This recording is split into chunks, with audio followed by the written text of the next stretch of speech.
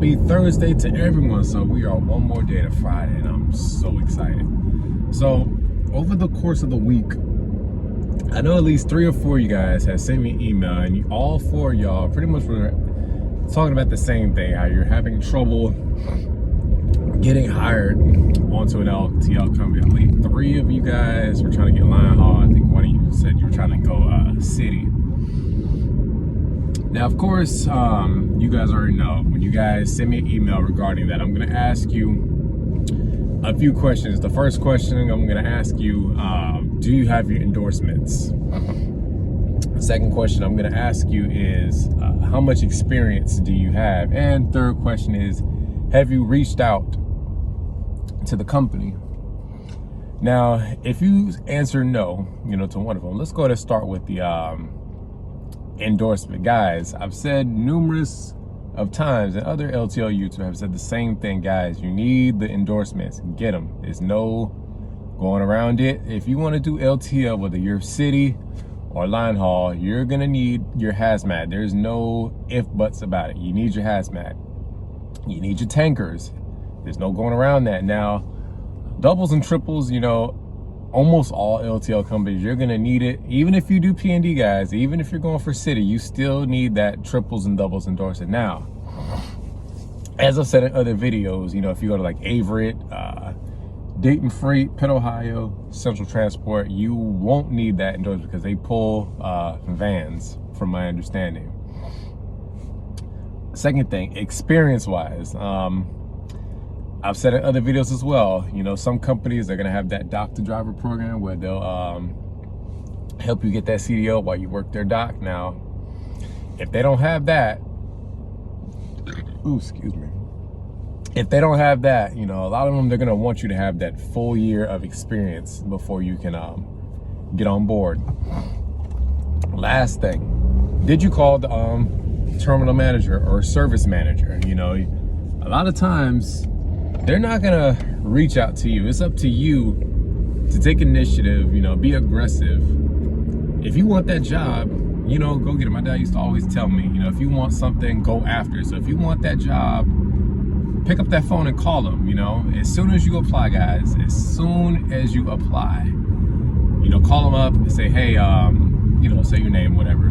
Say, hi, I just applied for such and such. Is the terminal manager in, or assistant terminal manager, or service manager, depending on the terminology they use. But when you apply, you want to ask for the terminal manager, because the terminal manager is usually the person that's the one that's going to do the hiring. So ask them, say, I recently applied for such and such. I want to know the status of my application. Now, usually, if he or she is not busy, he will pull your application up right on the phone, right while you're on the phone. That's what I did. Now, guys, there's no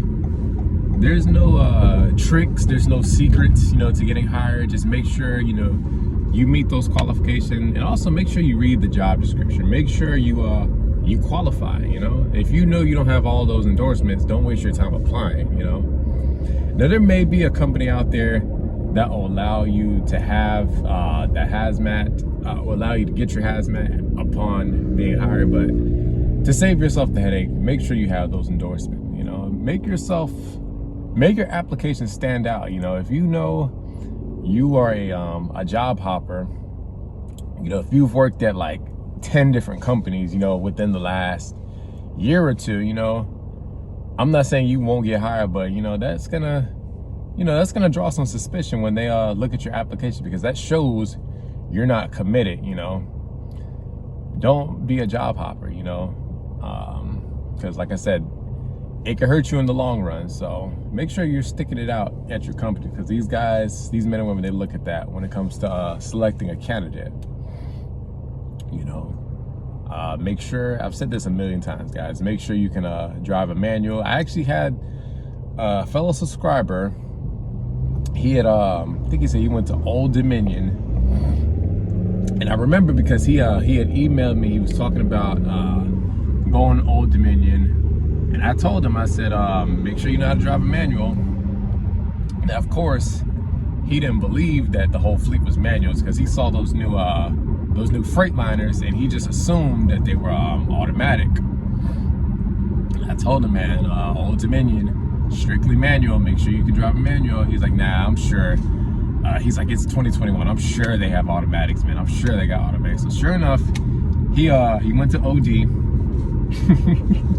Basically, he couldn't get on because he couldn't learn it. Now he was telling me they gave him a week, to learn. He went out with a trainer and he just wasn't grasping the concept. So needless to say, they end up letting him go because he wasn't able to learn how to shift or downshift. So again, make sure you can drive a manual because some of these LTL companies don't have all automatics. All right, so just like I said, make sure you have your endorsements, read the description of the job. That way you're not wasting your time and their time. And also, for those of y'all that said y'all are going for Linehaul, if you haven't received a call back, ask them also if they have a city open, because sometimes some of these companies, they're gonna want you to start off in the city and then work your way up to Linehaul, because like I said, LTL, these companies are all based on seniority. So just keep that in mind. Like I said in other videos, sometimes you have to start where you don't want to start to get to where you want to be, So if you want to do Linehaul, maybe you should start off in the city first, do a few months there. And then when the Linehaul spot opens up, they might select you for it. All right, y'all. So I will catch you guys sometime next week. Y'all take it easy. Stay safe.